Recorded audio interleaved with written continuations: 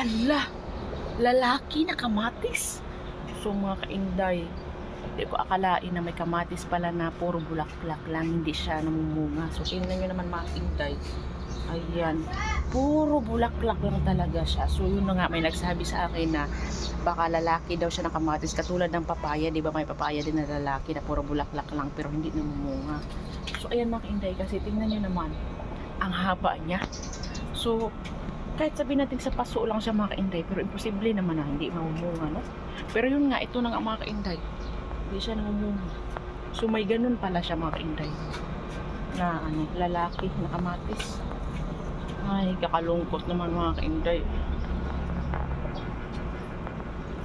Ay, ayun oh, puro bulaklak na talaga siya. Hindi talaga siya nagbubunga. Ay, pero okay lang, at least nabuhay siya.